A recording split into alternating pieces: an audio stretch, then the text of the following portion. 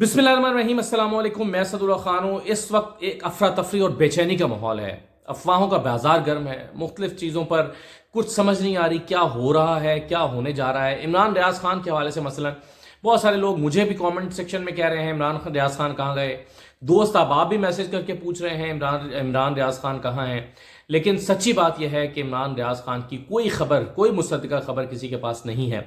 और दूसरी अफसोसनाक बात यह है कि बगैर तस्दीक के हमारे बहुत सारे दोस्त छोड़ा छाड़ी कर रहे हैं, लंबी लंबी जो है वो अफवाहें फैला रहे हैं बगैर ये सोचे कि उनकी फैमिली को कितनी तकलीफ हो रही होगी। जाहिर आप देखें ना, मैं और आप तो परेशान होंगे, लेकिन सबसे ज़्यादा तो उनकी जो अपनी फैमिली है इमरान रियाज खान की, वो परेशान होगी ना। तो आप उस परेशान फैमिली को मजीद परेशान करने के लिए अजीबो गरीब हेडलाइंस लगा रहे हैं अपने थंबनेल्स पे, यूट्यूब पे, मुख्तलिफ जगहों पर, ट्विटर पे। कोई लिख रहा है उनकी ज़बान काट दी गई, कोई कह रहा है कौमा में चले गए, कोई कह रहा है कि उनको कत्ल कर दिया गया। तो इमरान रियाज खान के हवाले से इस तरह की खबरें फैलाने से गुरेज करें जब तक कि कोई बात किसी को कंफर्म ना हो। अल्लाह ताला उनको अपनी हिफ्ज़ व अमान में रखे, इमरान रियाज खान को भी और बाकी तमाम पाकिस्तानियों को भी अपने हिफ्ज़ व अमान में रखे। ऐसा कोई वाक़या उनके साथ ना हुआ हो और ना हो, लेकिन इस तरह की लाइन पढ़ के आप सोचें ना कि फैमिली की कितनी तशवीश होती होगी और उनकी परेशानी में कितना इजाफा हो जाता होगा। तो इसलिए मैं आपसे दरख्वास्त करूंगा कि ज़रा जिम्मेदारी का मुजाहिरा करें और उनकी फैमिली को मजीद तशवीश और परेशानी में मुब्तला ना करें। सब लोग परेशान हैं, लेकिन जब तक कि कोई मुसद्दिका बात उनके पास ना हो, और इंशाल्लाह मुसद्दिका बात यही होगी कि वो किसी की हिरासत में है और पूछ पाछ के उनको छोड़ दिया जाएगा या कुछ यकीन दहानियां करा के छोड़ दिया जाएगा, जैसे कि बहुत सारे लोगों को के साथ हुआ।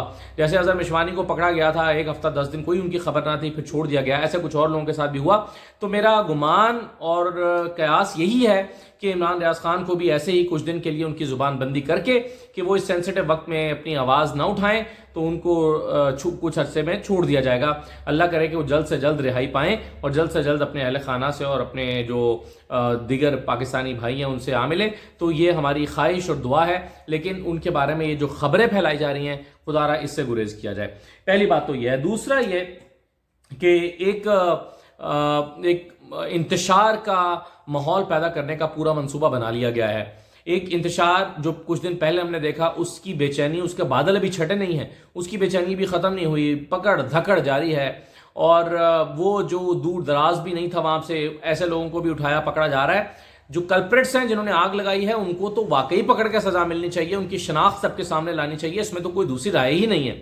लेकिन इस बात का ख्याल रहे कि बेगुनाह जो पुरअमन एहतजाज करने वाले हैं उनके साथ कहीं स्कोर सेटल ना कर दिया जाए, उनको पकड़ के स्कोर बराबर ना कर दिया जाए कि जी ये भी था जो वहां पर जलाओ घेराव में मुलव्वस था। जो जलाओ घेराव में मुलव्वस था उसके साथ जरूर कार्रवाई करें, उसको सामने लेकर आएं, उसका पता चले।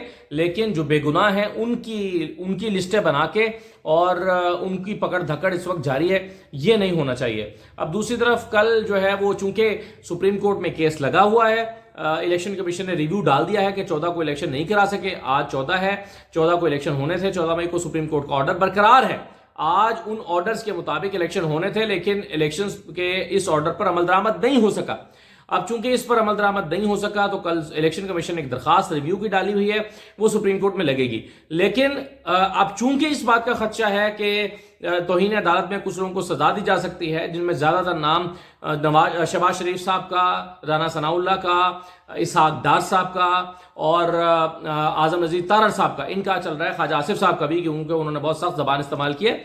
इन सब के नाम आ रहे हैं कि तौहीन अदालत में इनको सजा हो सकती है। लेकिन साथ ही साथ इनको बचाने के लिए और सुप्रीम कोर्ट पर दबाव डालने के लिए मौलाना फजलुर रहमान साहब ने रेड जोन में शाराए जो कॉन्स्टिट्यूशन अभी एवेन्यू है, शाराए दस्तूर, उसके ऊपर धरना देने का ऐलान कर दिया हुआ है। और आज काफिले जो हैं उनके मुख्तलिफ शहरों से इस्लामाबाद की तरफ गामजन है। अब एक तो बात यह है कि दफा 144 वैसे शहर में नाफिज है, और फिर शाराए दस्तूर पर तो किसी भी एहतजाज की इजाजत ही नहीं है। शाराए दस्तूर पर एहतजाज नहीं हो सकता। और आप देखें कि पूरा जो शाराए दस्तूर है, जहां से एंट्री पॉइंट्स है, उसके नादरा चौक से या सरीना से या मागला से या मैरियट से, वहां पर गेट लगा दिए गए हैं। डी चौक से तो ये जो 5-6 एंट्रियां बनती हैं, इन सब पर गेट लगा दिए गए हैं, और इन पर गेट लगा के इनको जब रोका जाता है किसी मुजाहिरीन को, ये गेट बंद कर दिए जाते हैं। कल भी मुतअद्दिद गेट बंद कर दिए गए थे ताकि कोई रेड जोन में दाखिल ना हो सके। اور اب اجازت بھی مانگ لی گئی ہے کہ وہاں پر ہم دھرنا دینا چاہتے ہیں یا احتجاج کرنا چاہتے ہیں. ویسے جو درخواست دی گئی ہے طارق فضل چودھری صاحب کی طرف سے ضلع انتظامیہ کو، اس میں اسلام آباد انتظامیہ کو، اس میں جو درخواست دی گئی ہے اس میں احتجاج کا لفظ استعمال ہوا ہے، اس میں دھرنے کا لفظ استعمال نہیں ہوا. لیکن احتجاج کی بھی اجازت نہیں ہے شارع دستور پر، اور یہاں پر سپریم کورٹ کے باہر ایک طوفان اٹھانے کا ارادہ کیے بیٹھی ہیں ہماری سیاسی جماعتیں، پی ڈی ایم کی جماعتیں. اور زیادہ افسوس کی بات یہ ہے کہ پیپلز پارٹی بھی اس میں ساتھ دے رہی ہے چیف جسٹس کے اوپر دباؤ ڈالنے کے لیے. یہ وہی جماعتیں ہیں جو سپریم کورٹ کے اندر آ کے کہتی ہیں کہ جی مذاکرات کے لیے تیار ہیں، کہتی ہیں کہ جی آپ کا سپریم کورٹ کا بڑا احترام ہے، لیکن باہر سپریم کورٹ کے اوپر دباؤ ڈالنے کے لیے. اور مطالبہ دیکھیں کہ جب تک چیف جسٹس استعفیٰ نہیں دیں گے تب تک ہم احتجاج جاری رکھیں گے اور تب تک ہم دھرنا جاری رکھیں گے جب تک. اور دیکھیں یہ شارع دستور پر ایک طرف پارلیمنٹ ہے، ساتھ ہی سپریم کورٹ ہے، پرائم منسٹر سیکریٹریٹ ہے، پرائم منسٹر ہاؤس ہے، پریزیڈنٹ ہاؤس ہے، ڈپلومیٹک انکلیو ہے، ساری ایمبیسیز ہیں اس پر، سامنے فورن آفس ہے، الیکشن کمیشن کا آفس ہے، پارلیمنٹ لاجز ہیں. تو آپ یہ دیکھیں کہ پوری شارع دستور دونوں طرف سے انتہائی حساس عمارات میں گھری ہوئی ہے، اور ان عمارات میں یعنی ساتھ ہی ڈپلومیٹک انکلیو ہے، غیر ملکیوں کی بہت بڑی تعداد رہتی ہے. اب غیر ملکیوں کو وہاں پر آپ سوچیں کہ کیسا خوف کا ماحول طاری کر رہے ہیں کہ جب مولانا فضل الرحمان صاحب کے مدرسوں کے لوگ وہاں پر آ کر بیٹھیں گے، اور ان کی جو سالار پتہ نہیں تنظیم ہے وہ اس کے لوگ جب ہاتھوں میں موٹے موٹے ڈنڈے لے کر وہاں پر بیٹھیں گے تو کیا امیج پیدا ہوگا اور کیا امیج پوری دنیا میں جائے گا. تو کیا سوچ کر یہ کیا جا رہا ہے، اور کون کرا رہا ہے، یا کون ان کی ہلہ شیری کر رہا ہے، کون ان کو یہ تجاویز دے رہا ہے، کون ان کو ایگزیکیوٹ کروا رہا ہے، کون عمل درآمد کر رہا ہے، کون فیسیلیٹیٹ کر رہا ہے. یہ ساری باتیں بڑے حیران کن ہیں. کل اس دھرنے کی خبر پر جو سپریم کورٹ کے جو ہے وہ سپریم کورٹ کے جو رجسٹرار ہیں عشرت صاحب، انہوں نے ایک میٹنگ بھی بلا لی تاکہ سیکیورٹی کے حساب کے حوالے سے جو انتظامات ہیں وہ کیے جا سکے. لیکن سنا ہے کہ اس میں بھی پولیس انتظامیہ کا جو رد عمل ہے وہ بہت زیادہ مثبت نہیں تھا. تو اب ایسی صورتحال میں کہ جہاں پولیس معاونت کر رہی ہو دھرنا دینے والوں سے، اور شارع دستور پر دیکھیں، شارع دستور پر دھرنا دینا یہ کوئی پرامن احتجاج نہیں ہوتا. پرامن احتجاج شارع دستور پر پرامن احتجاج بھی نہیں ہو سکتا، قانون اس بات کی اجازت نہیں دیتا. لیکن وہاں پر دھرنا دیا جائے گا اور وہاں پر آ کے یہ لوگ بیٹھیں گے تو کیا منظر ہوگا صبح مجھے نہیں پتا. مریم نواز صاحبہ بھی آئیں گی اپنے کارکنوں کے ساتھ، مریم نواز بھی مولانا کے اس دھرنے میں آ کے شرکت کریں گی. اور آپ سوچ ہی سکتے ہیں کہ چیف جسٹس کے بارے میں جو زبان استعمال کی جائے گی، جو آلریڈی کی جا رہی ہے وہ بھی قابل برداشت نہیں ہے، لیکن مزید زبان کا استعمال کیا جائے گا یہاں سپریم کورٹ کے باہر. سپریم کورٹ کے بارے میں تو بنیادی طور پر مقصد یہ ہے کہ ادارے کو ختم کر دیں، ادارے کی جو سینکٹیٹی ہے اس کو ختم کر دیں. اور دیکھیں جب سپریم کورٹ کے فیصلے کو بے توقیر کر دیں، اب جیسے آج سپریم کورٹ کا فیصلہ بے توقیر ہو چکا ہے، اور اگر بے توقیر فیصلے پر کوئی رد عمل بھی نہ آئے اور کوئی توہین عدالت بھی نہ ہو تو پھر ادارہ ہی بے توقیر ہو کر رہ جاتا ہے. پہلے فیصلہ بے توقیر ہوتا ہے، اور اگر اس فیصلے کے بے توقیر ہونے پر سپریم کورٹ کوئی رد عمل نہ دے تو پھر سپریم کورٹ ہی بے توقیر ہو جاتی ہے. تو جس ملک میں سپریم کورٹ بے توقیر ہو جائے وہاں پر بچے گا کیا.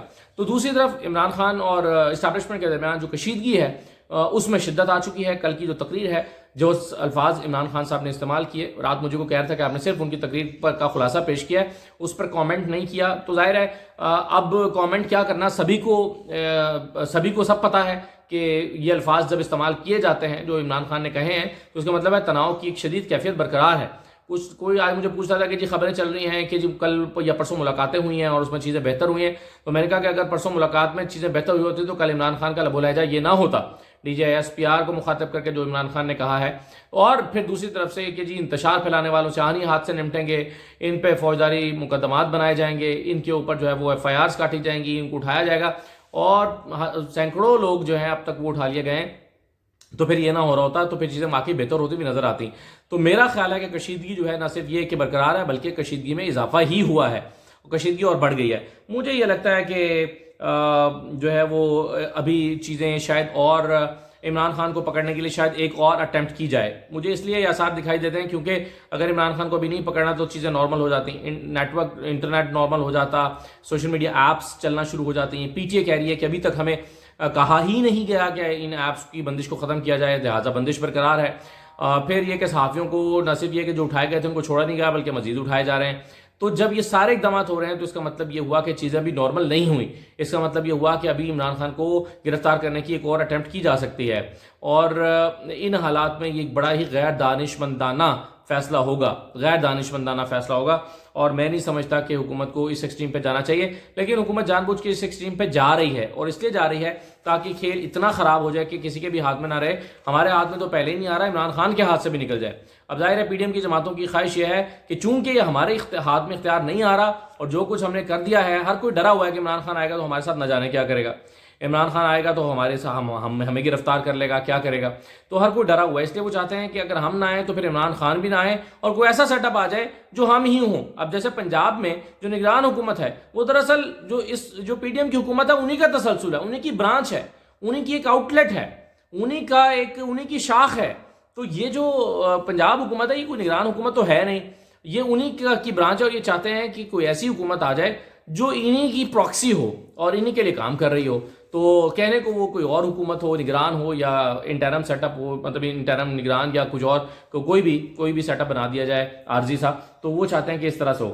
کل صبح دیکھیں قومی اسمبلی کا اجلاس بھی 10 بجے بلا لیا گیا، اب پہلے شام کو ہو رہا تھا لیکن اب صبح 10 بجے ہو رہا ہے۔ کیوں؟ کیونکہ کورٹ کا ٹائم ہے، تو ادھر کورٹ اپنی پوزیشن لے رہی ہوگی، اور اگر یہ نہیں احتیاطاً کیا گیا ہے کہ اگر کورٹ کسی کو توہین عدالت لگائے تو ساتھ ہی یہاں پر پارلیمنٹ میں جو تقریریں کر کے اس کو نیوٹرلائز کیا جائے، تو یہ قومی اسمبلی کا اجلاس صبح بلانے کا یہ پلان بنایا گیا ہے، اور عمران خان صاحب جو ہیں وہ کل لاہور ہائی کورٹ میں پیش ہوں گے۔ یعنی آپ دیکھیں کتنے سارے ایونٹ ہیں، سپریم کورٹ میں کل الیکشن کمیشن کا ریویو لگا ہوا ہے، شرح دستور پہ دھرنا ہو رہا ہوگا، عمران خان لاہور ہائی کورٹ میں پیش ہوں گے، اور قومی اسمبلی کا اجلاس ہو رہا ہوگا۔ تو یہ ساری چیزیں کل صبح ہو رہی ہیں، تو کل ایک بہت ہی امپورٹنٹ دن ہے، اور جس سے ابھی تک خیر کی شعائیں نہیں نکل رہی ہیں۔ ایسا نہیں لگ رہا کہ چیزیں بڑی خوش اسلوبی کے ساتھ جو ہے وہ ہوں گی، بلکہ کشیدگی اور بڑھ رہی ہے۔ بلاول صاحب فرماتے ہیں کہ اب ہم روایتی احتجاج نہیں کریں گے، کیا کریں گے یہ مجھے نہیں پتا۔ اللہ تعالیٰ سب کو ہدایت بھی دے، اور سب کو جو ہے وہ خیریت سے بھی رکھے، اور وہ چیزیں نہ ہوں جس سے بہت سارے لوگ ڈرے بیٹھے ہیں۔ اجازت دیجیے، اللہ حافظ۔